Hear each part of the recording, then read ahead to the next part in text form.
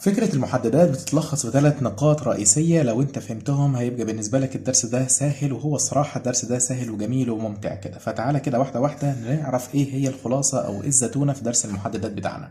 طيب، اول حاجة لو انت بس ما تعرفش الدروس اللي فاتت، فاحنا خلصنا دروس المصفوفات بالكامل، سواء ايه تعريفها، ايه مفهومها، ايه الجمع والطرح، إيه الضرب.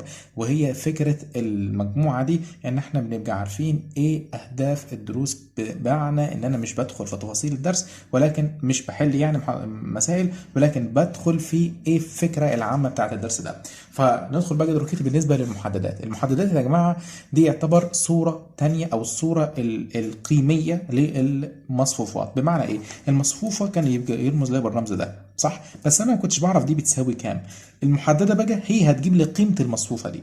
طب المحددات بتاعتنا في السنه دي هناخد نوعين: 2 في 2، 2 في 2، او 3 في 3.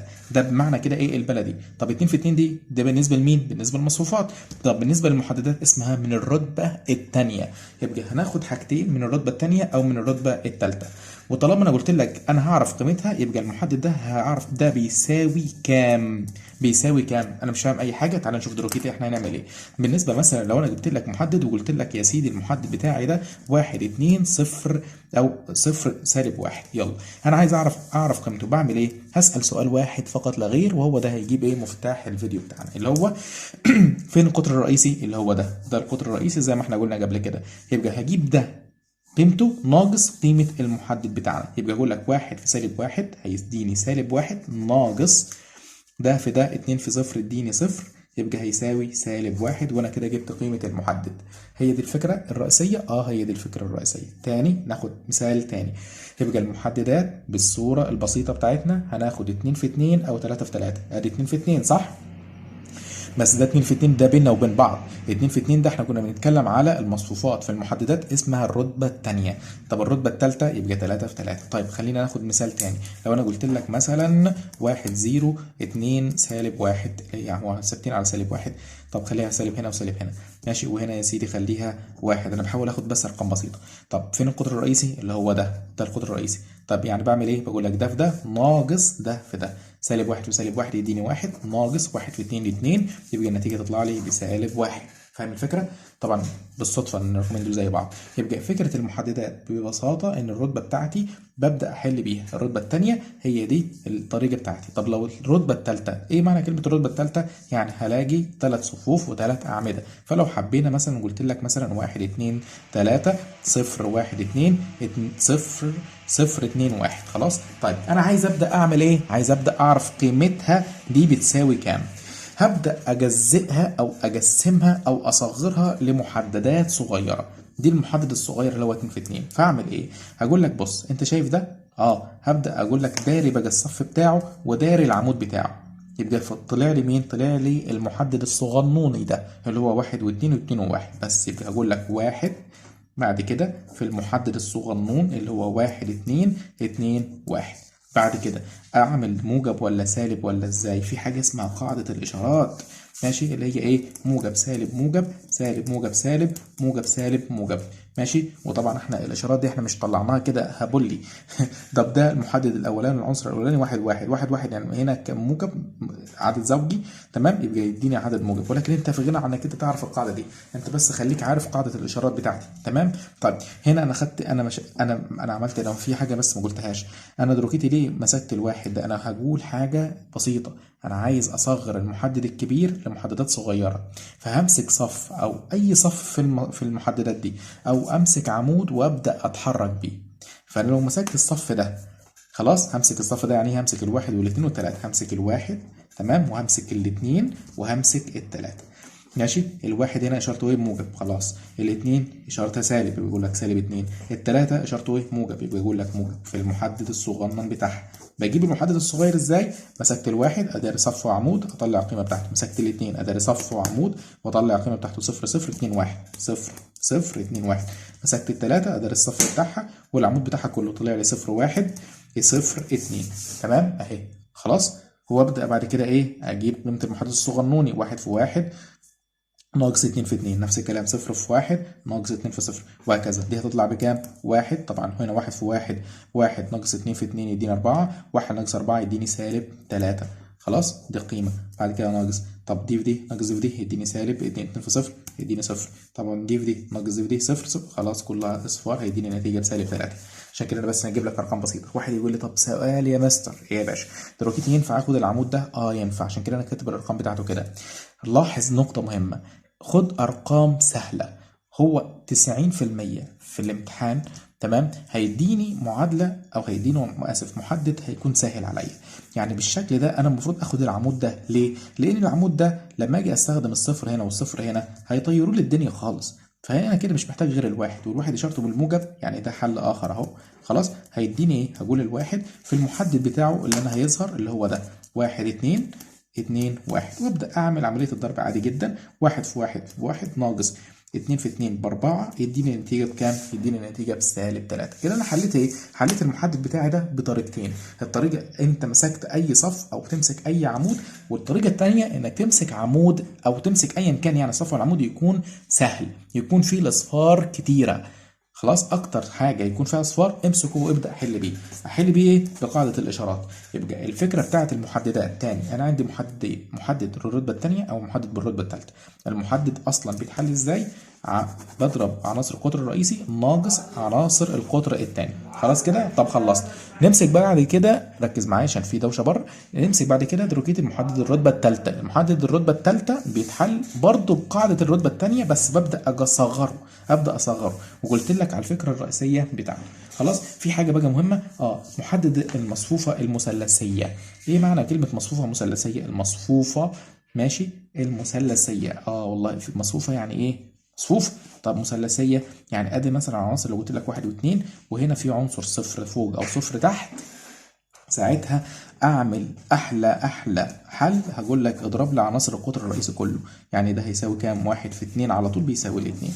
تاني لو قلت لك مثلا 1 2 3 وهنا في صفر وهنا في صفر وهنا صفر، لو لقيت المثلث ده فيه صفار بالشكل ده خلاص، او فيه صفار من تحت خلاص سواء فوق او تحت، ما تقعدش تحل بقى بالطريقه الطويله دي. اوتوماتيك اضرب ده في ده في ده، يعني 1 في 2 في 3 هيديني 2 في 3 ب6 انتهى الموضوع.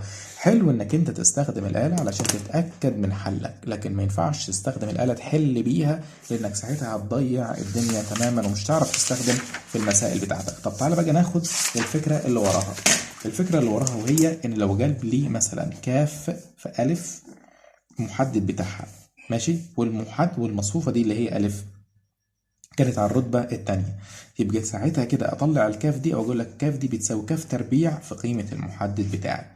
دي بس تبقى أنت فاهمها وحاططها في ذهنك. تاني لو قلت لك مثلا كاف في ألف ماشي، دي المصفوف دي كانت في الرتبة الثانية. لو كانت في الرتبة الثالثة يبقى اوتوماتيك الكاف دي هتبقى كام؟ كاف أس 3 في قيمة المحدد بتاعك. خلاص دي مهمة لأنك هتحل بيها كتير جدا. طيب أحيانا بقى بيقول لي أنا عندي خط مستقيم، والخط المستقيم اللي هو بالشكل ده عايز أثبت عليه 3 نقاط، عايز أثبتهم إن هما على استقامة واحدة. ينفع استخدم المحددات؟ والسؤال ده بيجي كتير جدا. قال لي ينفع طبعا. ادي النقطة الألف وادي النقطة ب وادي النقطة ج. خلاص ادي النقطة ألف وادي النقطة ب وادي النقطة ج. أول نقطة هحطها هنا اللي هي نقطة ألف، تاني نقطة هحطها هنا اللي هي ب، تالت نقطة هحطها هنا اللي هي ج. طب النقطة بتتكون من إيه؟ من رقمين 1 و2 مثلا. خلاص ادي النقطة ادي 1 وادي 2. في هنا خانة تانية، يعني ايه هنا؟ هحط الوحيد 1 1 1 1 1 1. خلاص وبعد كده احل. لازم يكون الناتج بيساوي صفر. ليه انا حطيت 1 1 1؟ لان احنا قلنا المحددات على الرتبه الثانيه والرتبه الثالثه. طب ده اتكون من 3 صفوف، يبقى لازم يكون 3 اعمده. افهم دي. ليه انا حطيت الوحايد؟ علشان ده متكون من 3 صفوف، محتاج هنا خانه، فاحط 1 1 1. لازم قيمة المحدد بتاعي بتساوي الصفر. لو النتيجة طلعت بصفر يبقى ال3 نقاط دول اللي هي أ ب وج على استقامة واحدة. خلاص طيب آخر حاجة وآخر فكرة في الدرس بتاعنا وهي حل المعادلات باستخدام طريقة كرامر. وكرامر أخينا ده هو اللي اخترع الطريقة دي. طب هو مثلا مديني معادلة خطية، والمعادلة الخطية بتكون على صورة كده أ س زائد ب ص بتساوي الجيم. دي المعادلة الخطية. خلاص ولازم لما تيجي تحل توصل المعادلة على الصورة بتاعتك دي اللي هي السين بعد كده الجيم والحد المطلق في الطرف التاني. طيب انا هسمي لك بقى معادلة تاني هي بنفس الاسم عشان ايه تبقى انت فاهم الصورة. ب ص هتساوي ج، بس ايه ده هنا واحد واحد واحد، هنا اتنين اتنين اتنين. خلاص تبقى ادي المعادلتين انا عايز احلهم بطريقة كرامر. هبدأ احط كده في ذهني الارقام بتاعت س مين هي دي الف والف ب ب ج وج. هجيب تلات محددات. اول محدد هسميه الدلتا، تاني محدد هسميه دلتا س، وتالت محدد هجيبه الدلتا ص. انا عايز مين؟ انا عايز احل المعادله، يعني عايز قيمه س وعايز قيمه ص. يعني لو قال لي اوجد مجموعه الحل بقولها له كده. اذا دي نقطه، ما هي دي مش معادله، مش دي معادله خطيه. معادله خطيه يعني على المحور التربيعي خط مستقيم مع خط مستقيم. الحل بيكون نقطه الف وب مثلا، او كاف وصاد مثلا عشان ايه، او كاف وعين مثلا علشان احنا شغالين الف وب. نقطه حل المعادله بتساوي نقطه. طب وعايز مجموعه الحل يبقى يقول له مجموعه الحل بيساوي النقطه الفلاني. طب يبقى انا عايز اجيب س وصاد بيساوي كام؟ بيساوي كام؟ خلاص. طيب انا دلوقتي عشان اجيبهم محتاج اجيب ثلاث محددات، اجيب الدلتا واجيب دلتا س واجيب دلتا ص. دلتا س ده معناه ايه؟ معناه ان دلتا س دي دلتا س ماشي. هنجيب المحددات الاول. ادي الدلتا ده محدد، والدلتا س محدد، والدلتا ص ده محدد. هجيبه ازاي؟ شايف الدلتا نجيب قيم السين وقيم الصاد نقطتين، يبقى الف واحد ب واحد، وادي الف اتنين ب اتنين. دي الدلتا ده الرئيسي. طب دلتا س شيل ده، شيل قيم السين حط مكانها اللي هي الحد المطلق، يبقى اقول له ج واحد ج اتنين، وادي ب واحد ب اتنين ينزلوا. خلاص ادي الدلتا س، يبقى شيل س. طبعا عايز دلتا صاد، شيل الصاد خالص وحط مين؟ احط اقول له الف واحد الف اتنين ومعاه ج واحد ج اتنين. انا بحاول، انا مش عايز احل، انا مش عايز احل تمارين، انا بس بوصل لك الفكره. خلاص. طب بعد ما جبت دول انا عايز اجيب السين بتساوي الدلتا على دلتا س.